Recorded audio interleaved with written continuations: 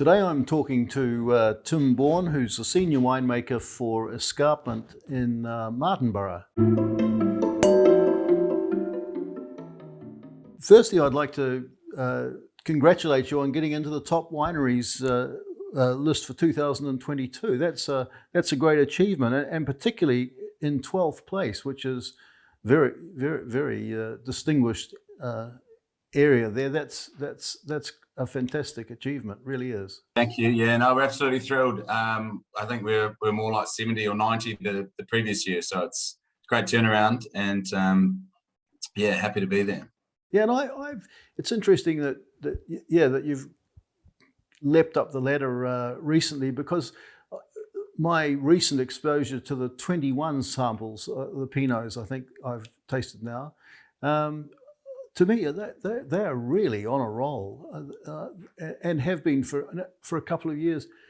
I wonder whether is that a vintage thing, because you've had a trio of some pretty good vintages, or is it vine age or winemaker age? It's probably a whole raft of factors, really. I want to say it's all me, of course, but it's definitely not. We've got a great team here, and we've had a run of good vintages. So it would be the 20s you would be looking at. We're just going through the 21s now in barrel and starting to put those blends together. But 20 was I call it a unicorn vintage here. We had great quality and great quantity, which is really unusual. It's just an amazing vintage, and got a few new players in the team here, and everyone's on board and really focused. So that goes a long way as well. Yeah. Of the three vintages, do you have a favourite? The 19, 20, 21? Yeah, they're all very different. 19 was my first vintage here, my first full vintage here, and it was a tricky one in terms of the growing season. Love the wines, the quality was great. 20 was just an amazing vintage, one you take every year. From a winemaking point of view, quite an easy vintage, not physically still very demanding, but the fruit's in perfect condition. You can just let it do its thing. Such a great vintage. The 21's a dark horse. I think 21's a great follow-up to the 20s. So it's like my three kids. You love them all differently, and they're all your favourites on any given day of the week.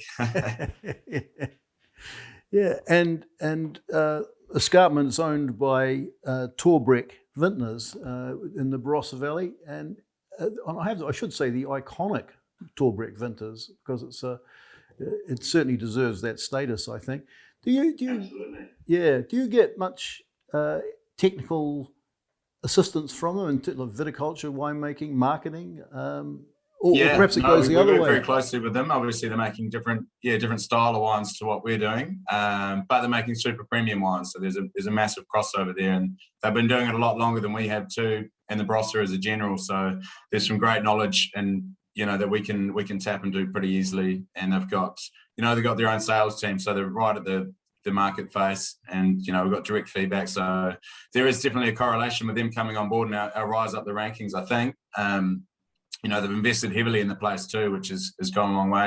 In terms of vineyard equipment, they built us a new winery. So, we're very lucky to have them on board.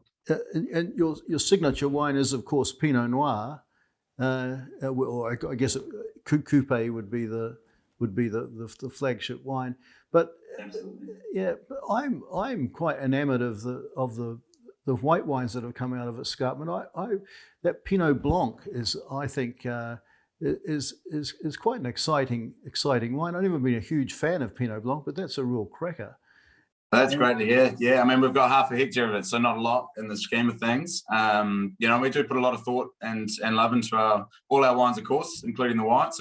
Reds are Pinot Noir is 90% of what we do, so heavily focused on Pinot or Pinot Noir. But those whites are something exciting for us. And Pinot Blanc been unique here in New Zealand at least, and not many people have it. So we love making that wine. And the Chardonnay's always been good, but getting better in my view.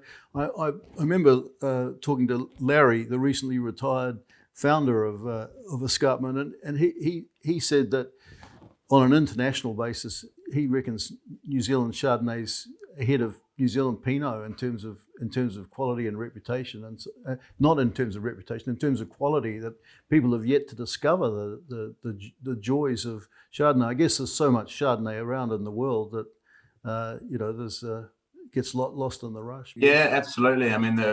the three of them, Blanc, Gris, and Chardonnay, are very neutral. The winemaker's grapes, so to speak. We can really put our own signature on those.